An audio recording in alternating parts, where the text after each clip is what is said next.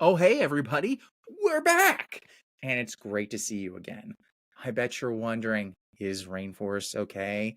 Is Colorado now just a frozen tundra devoid of life? Was it all too much for Malone? And was he forced to eat Dave to survive? And the answers to all your questions is a resounding maybe. The good news is that the show is back and we have a ton of new episodes just waiting for you to comment on. Assuming Caesar Milan's methods work on a pocket beagle long enough for me to finish editing. Along with the new episodes, I have a restorative justice graphic novel coming out, a bunch of talks at University of Colorado, Colorado Springs, and a Patreon page.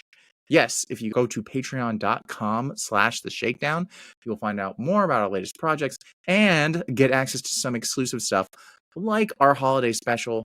So much cool stuff is on the way. We have some great topics. I have some ideas for different formats, which I definitely want your feedback on. And I have some guests in the works. Plus, we have an all new fancy schmancy intro, which you will see right about. Hello, and welcome to the Shakedown, where we discuss the criminal justice system from the inside out. The goal of this podcast is to explain how the criminal justice system works, from policing to courts to prison to parole, and how they affect all of us. The hosts of the Shakedown draw from personal experience and share their stories. Our hosts include Malone, who spent 30 years in Texas prisons and is now a published comic book artist. Dave has been in and out of prisons for most of his life and is a proud dad. Both have traveled the country speaking about their experience with Texas prisons. My name is Ryan, aka Rainforest, and I spent 6 years in Texas prisons, during which time I studied sociology, criminology, and writing. I now live up in Colorado, where I help with local projects to help those struggling in the community. And now, here's our show.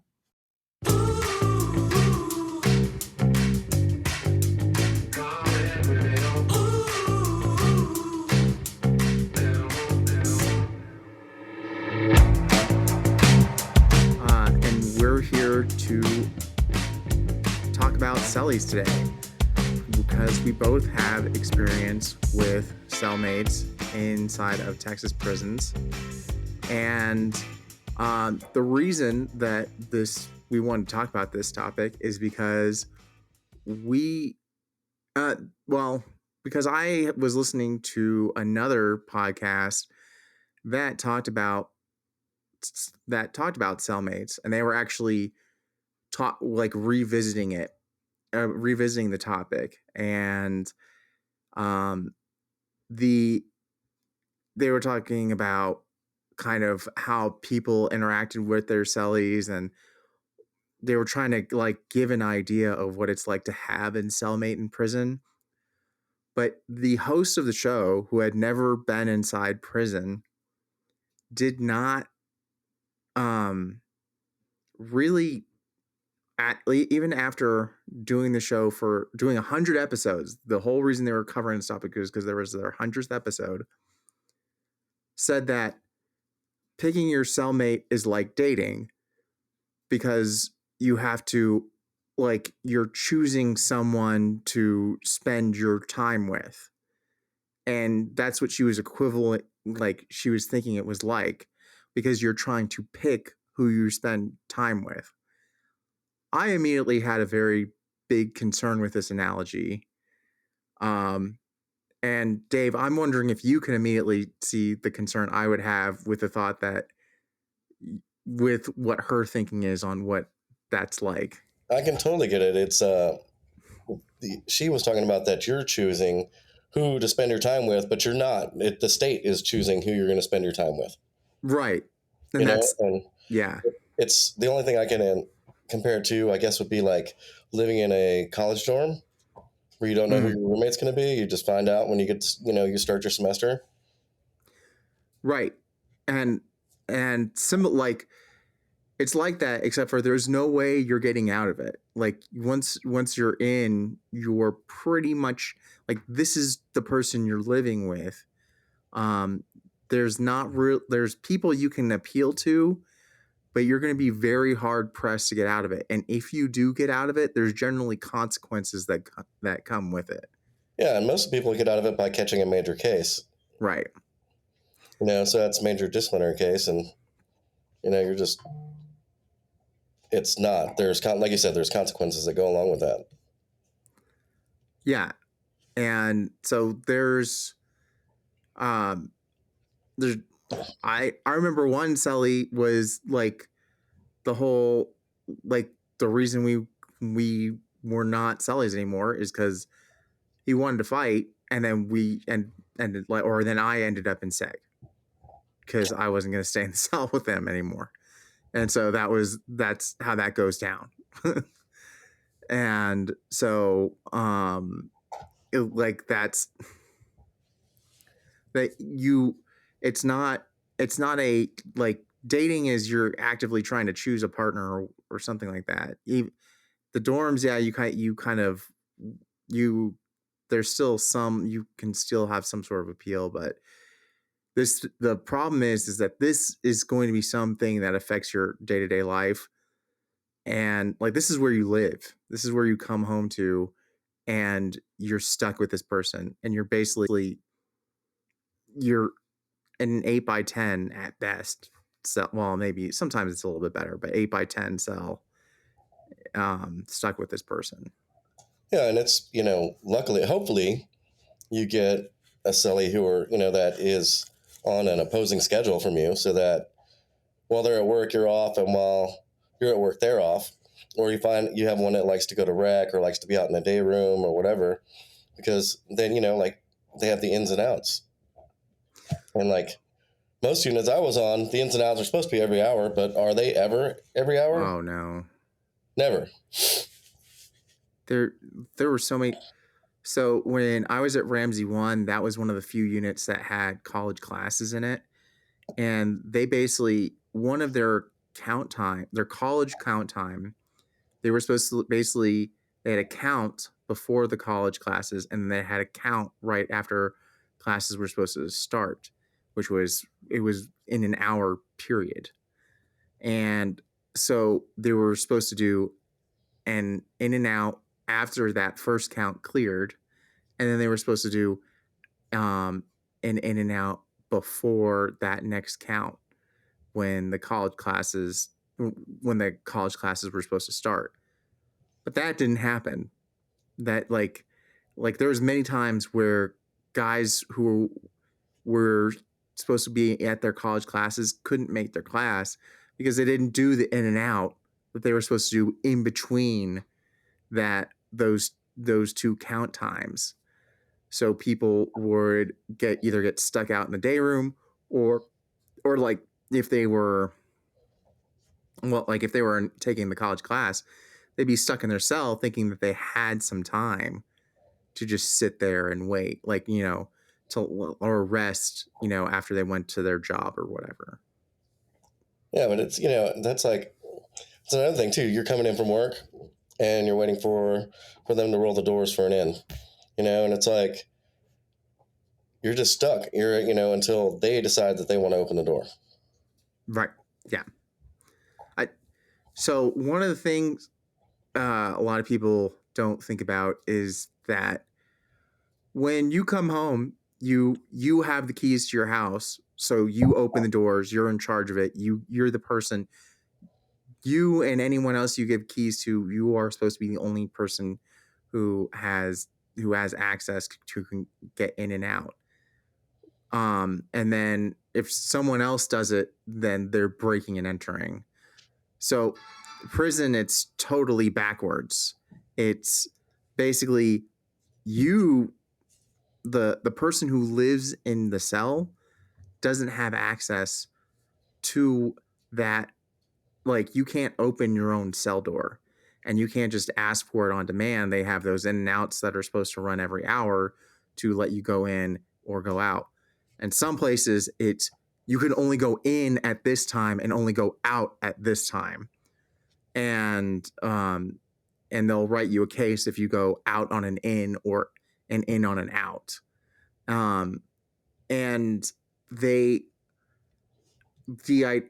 so you have to wait for an officer to come and roll, like, to actually open the door for you. And just envision that, like, if, like, where you live right now, if you were dependent on someone else opening the door for you, and if they have something else going on in their life, then they're not. There's going to be plenty of times where they're just not going to open the door. And if you have a unit full of hundreds of other guys, and there's going to always be something else going on, so the in and outs, there's plenty of times when the in and outs just aren't going to happen. That's true. And then, and it's also the in and outs are not going to happen. And then, I mean, what happens if you and your cellie are not getting along? I mean, I've gotten into quite a few fights with people that I shared a cell with, and it but it's like one of those things. It's like you can be from two completely different worlds, but when you're in that cell together, you learn how to get along to where you can cohabitate. Especially considering, at Ramsey, the cells are 4x8. Like you have to get along with the person you're sharing a cell with, and even then, you'll get tired of them. Yeah, you have to get along with them. You don't necessarily have to like them or anything like that, but you have to learn how to navigate with them. Otherwise, you're gonna have to like learn how to live out like without ever going into your cell, or with going into your cell only to sleep. And even then, something can happen.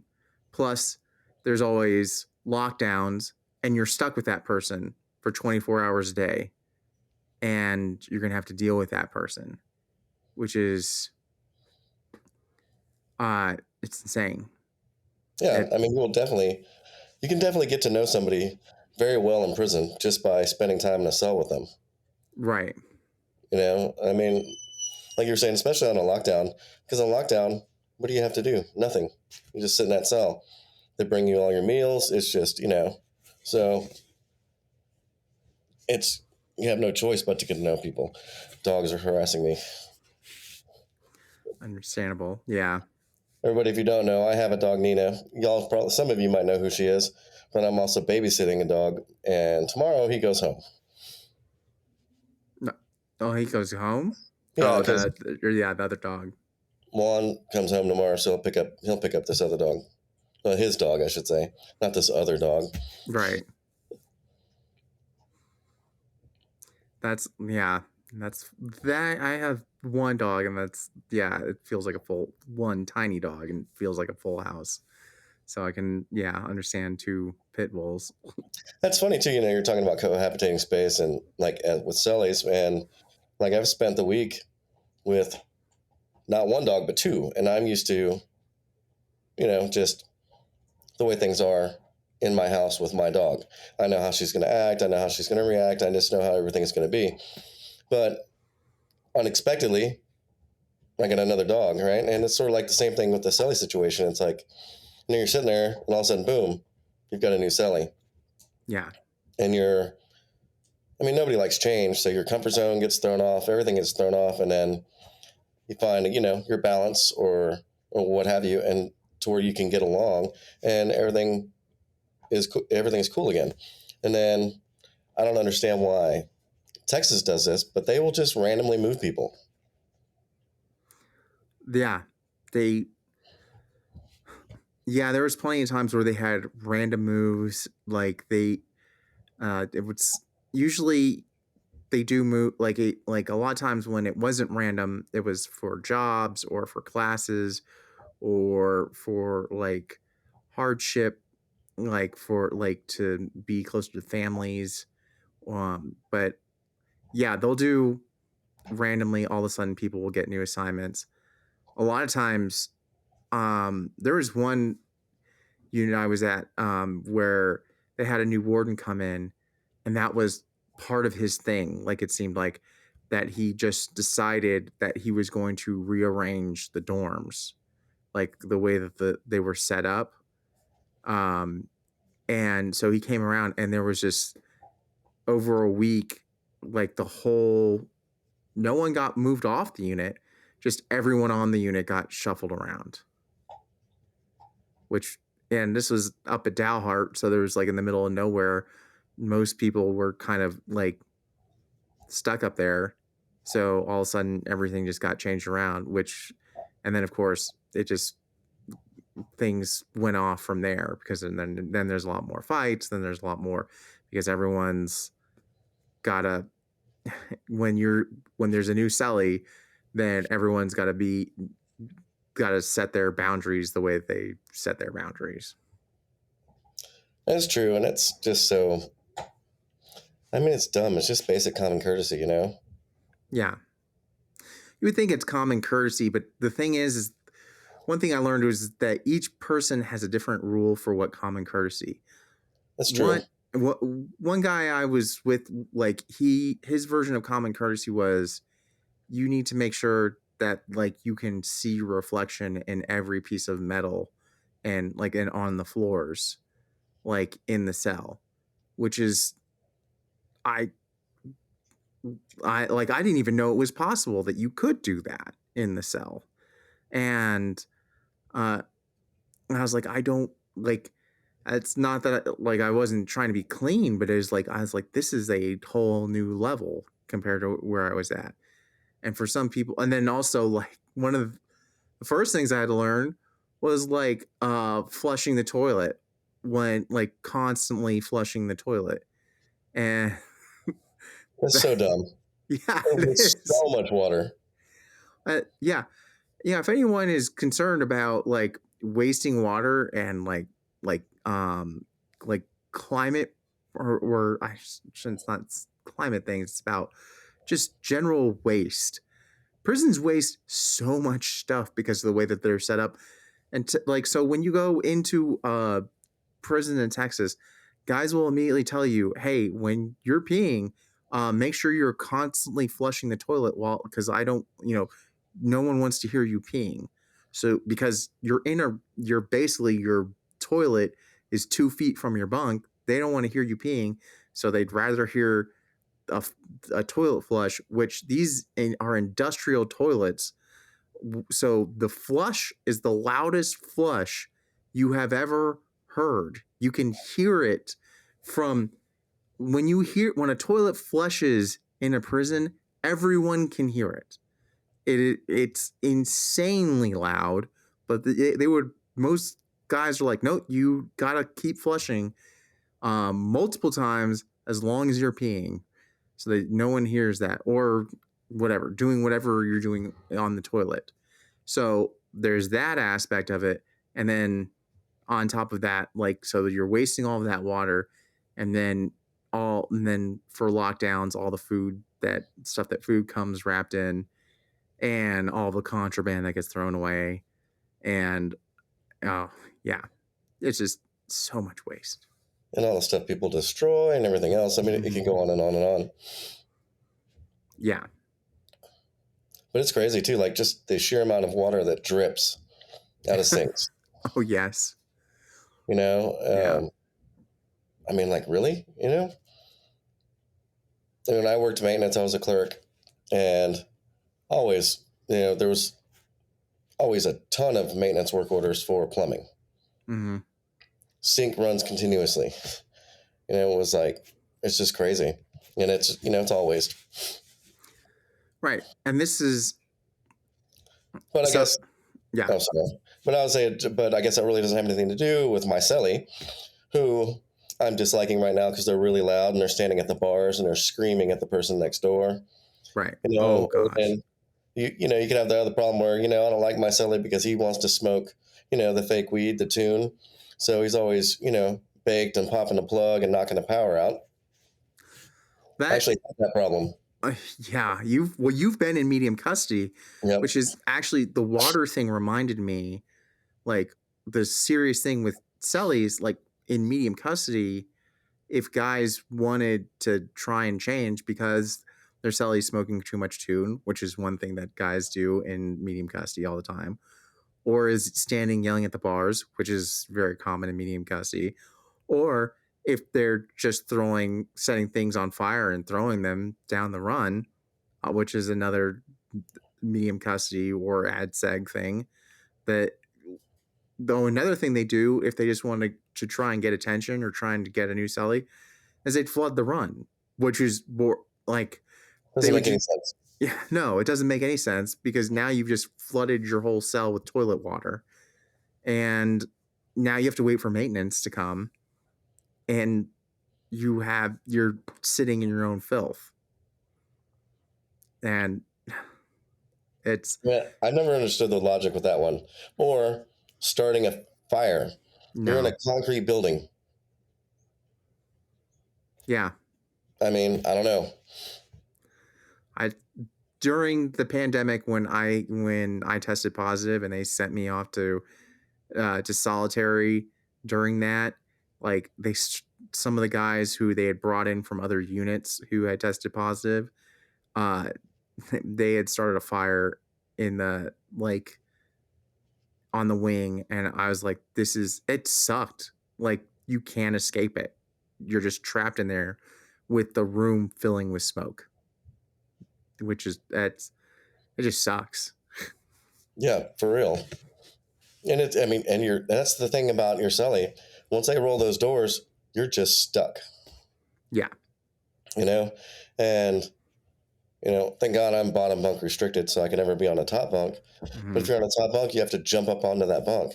And then it's just so many dynamics to that relationship. It's just crazy.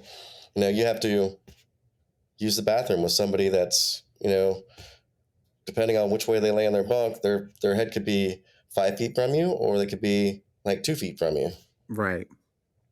You have to, and you live in a 4x8 cell, and that includes a sink, sink and a whatchamacallit, the toilet. And it's just crazy. And then and all of your stuff. It's there.